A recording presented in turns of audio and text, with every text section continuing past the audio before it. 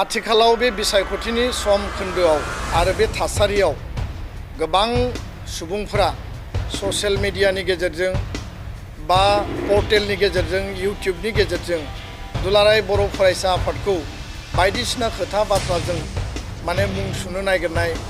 Negative अपप्रचार भुवा प्रचार प्रपागान्डा खालामनाय बे थासारिफोरखौ जोङो नुबाय थादों। आरो गुबुन मोनसे बिथिंजों बिटिआर जि सुक्ति आरो बिटिसि सुक्ति बे मोननै सुक्तिखौ लानानै गोबां दान्थे बिदान्थे खालामनायखौ जों नुनो मोनदों। दुलाराय बर' फरायसा आफादनिफ्राय आं स्पष्ट बुंनो नागिरो जे एबसुनि बैसोआ 57 बोसोर आरो बे एबसुआव बड'फा उपेन्द्रनाथ ब्रह्मनिफ्राय लानानै सानसुमा खुंगुर बैसुमुतियानिफ्राय लानानै बानेश्वर बसुमतारी कनकेश्वर नार्जारिनिफ्राय लानानै गोबां दैदेनगिरिफ्रा बे दुलाराय बर' फरायसा आफादाव लिडारशिप होलांबाय आरो हारिनि सार्थ जाति जातीयताबाद जाति चेतना आरो जाति खत्ताखौ लानानै एबसुआ आपोसहीन भाबै गोलाव समाव खामानि मावबोदों। एबसुनि जारिमिनखौ जाय मिथियो एबसुनि मोनफ्रोमबो हाबा मावनायखौ बिथांमोना अनार होयो। बिथांमोना हारिनि सेन्टिमेन्ट आबेगखौ लानानै दुलाराय बर' फरायसा आफादजों जेब्लाबो सुंथाबोदों मदद होबोदों आरो जोंनि वेलविजार हिसाबै हाबा मावबोदों। आं बिथांमोननिसिम धन्यबाद बावो। किन्तु माखासे व्यक्ति माखासे गोदान जोलैनि माने लाइमोन सेंग्रा सिख्लाफोरा दिनै एबसुनि बे जारिमिन 5000 शहीदनि बिनिमयाव जिखिनि जोङो एचिभमेन्ट मोनबाय बिएससि बिटिसि आरो बिटिआर बर' रावखौ 90 सिडुलाव मोनबाय आरो बिनि उनाव आसामनि लोगो सरकारि राव हिसाबै गायसननो हाबाय, बर' कसारि काउन्सिल हिसाबै जों गायसननो हाबाय।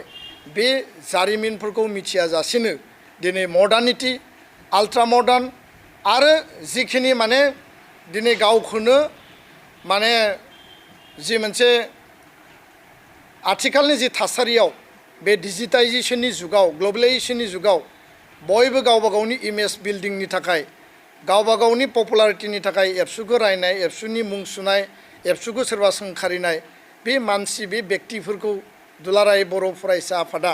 जों खुनु कारनाव जोङो माने कमप्रमाइज खालामा। बे जिर' टलारेन्स आरो बिथांमोना बुजिना लानाय मोजां। रावनिबो व्यक्तिनि नाम बुंनो नागिराखै। एबसु नाय आफादा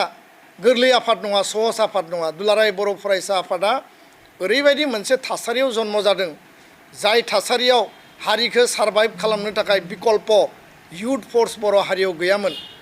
आरो एबसुनि मोनफ्रोमबो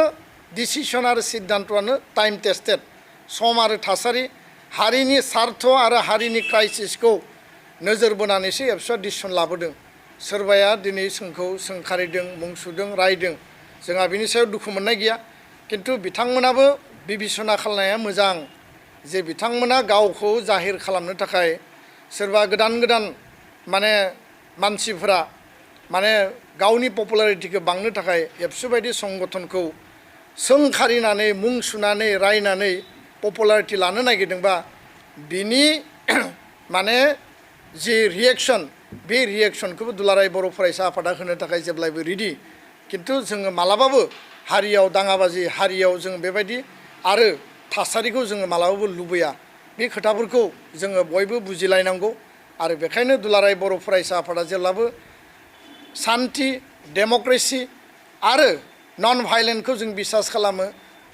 आरो बे थासारिजोंनो जों हाबा मावगासिनो। नैथि बाथ्राया जाहैबाय जे जायफोर व्यक्तिफोरा दिनै बिटिआर एकर्डनि उनाव बिटिसिनि गोहोआ बिटिसिनि मोनखानाय जिखिनि अधिकारा माने लांफिनजोब्बाय गोमाजोब्बाय। जोंहा हा हनिबो अधिकार गैला। 16टा डिपार्टमेन्ट लांबाय, जोंनि एपइन्टमेन्टखौबो लांबाय, ओरै लांबाय। बे मोनसे माने मेजर मोनसे प्रपागान्डा पलिटिकेल कार्ड आरो मेजर मोनसे भुवा अपप्रचार मुं सुनायनि बादै बेयो जेबो नङा। बेयो कुनु कारनाव भित्ति गैया। कागज लानानै खोथाखौ बुंबानो जाया। 2003 सनाव जायफोरा सुक्ति खालामदों बे सुक्ति खालामग्रा बिथांमोना सुक्तिनि दफाखौ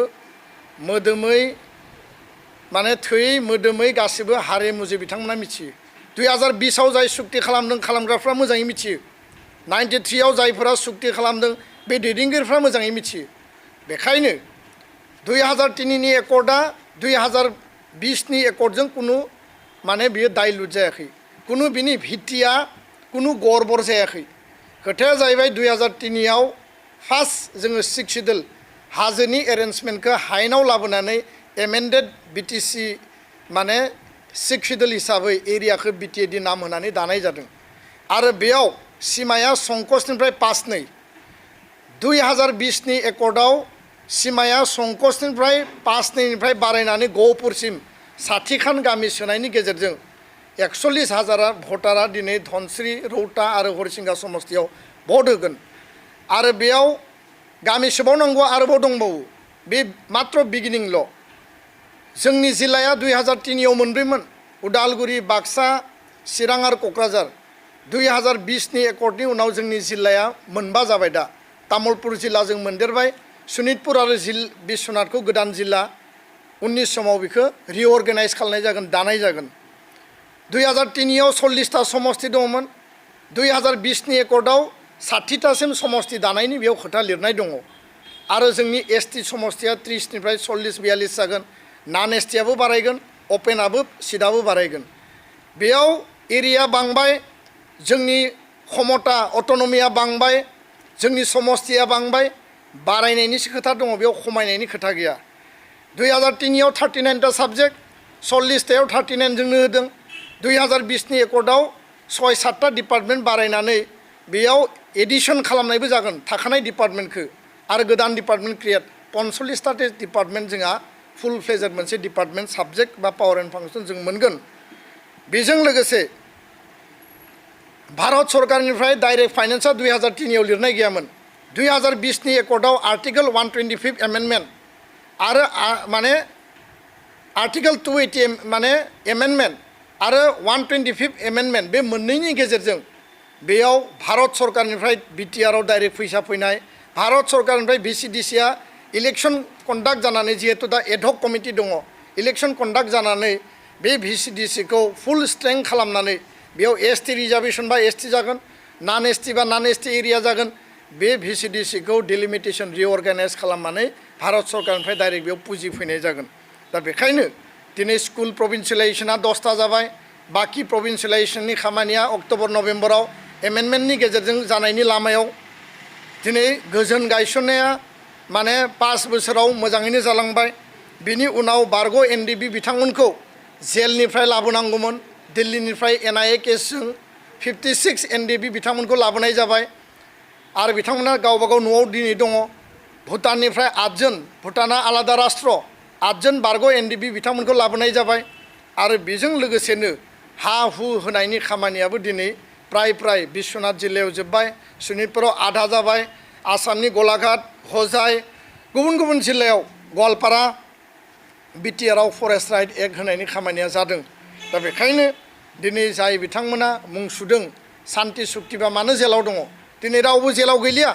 मानगोनां रन्जन दैमारि बिथांखौबो मोनसे जायगायाव दोननाय जादों जेलनि नाम होनानै आरो बिथांनि साबा माने जिखिनि दंबावोमोन बारग' एनडिबि बिथांमोनखौबो गुबुन मोनसे जायगायाव जेल मुं होनानै दोननाय जादों किन्तु सेन्ट्रेल जेलाव दासिम बेबायदि रावबो गैलिया जास्ट एनआइएनि भार्डिक्ट जानाय साफा सानैनि माखासे इस्यु दङ बे इस्युफोरा लासै लासै निष्पत्ति जागोन दुलाराय बर' फरायसा आफादा स्पष्ट बुंदों लेजिस्लेटिभ एडमिनिस्ट्रेटिभ एक्जिकिउटिभ पावारनि मोनसे सिक्सिडल एरेन्जमेन्ट 2003 आव मोननाय बे लेजिस्लेटिभ एक्जिकिउटिभ एडमिनिस्ट्रेटिभ पावारखौ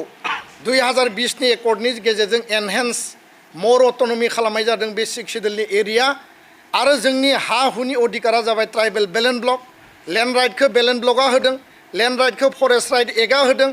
आरो नन बेलेन्स ब्लकनि बाहेरायाव गुबुन गुबुन हारि माहारिया जेरै हा मोननांगौ मोनगोन प्रटेक्टेड क्लासनि श्रेणिया जेरैबायदि हा मोननांगौ मोनगोन बेखौ लानानै जोंनियाव भुल बुजाबुजि जेबो जानो गोनां गैया कुनु 16टा डिपार्टमेन्ट लांफिननायनि खोथा गैया कुनु प्रिन्सिपाल सेक्रेटारिनि नाम सोलायनायनि खोथा गैया कुनु कारनाव जोंनि गामि दानख'नायनि बेयाव खोथा गैया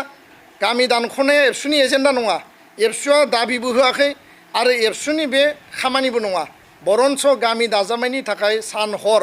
बार्गेनिं खालामनानै जों खामानि मावदों आरो मालाबा जों नांलायदों मालाबा दाबि धमकि होदों मालाबा जों मोदै हुगारनानैबो रायजो राजानो जों खिन्थानो बाध्य जादों दा खोथाया जाहैबाय एबसुआ गावनि जि स्थिति गावनि जि कर्स अफ एक्शननिफ्राय मालाबाबो दोरोदाखै आरो बिटिआर बिटिसि आरो बिटिआरनि जि मोनसे माने आत्मनियन्त्रणनि जि अधिकार जि बिखौ माने जोङो जि मोनबाय 5000 शहीदनि गोथां थैनि बिनिमयाव बे आत्मनियन्त्रणनि अधिकारा जोंनि माने आन्सलिकताबादि जि स्पिरिट आरो सिन्तायाव जेब्लाबो आवगायलांनांगौ आरो बिनि थाखाय दुलाराय बर' फरायसा आफादा जेब्लाबो खामानि मावदों दिल्ली दिसपुरा जोंखौ मदद होनांगौ आं बेखौनो बुंदों जे हाग्रामाया 15 बोसोराव कंग्रेस आरो बिपिएफजों बिजेपिजों थाबोबाय 5 बोसोराव बिजेपिजों इउपिपिएलआ मिलिजुलि सरकार दाबाय फैबाय थानाय समाव आन्सलिक दला स्टेरिं हमनांगौ आरो लोगोसेनो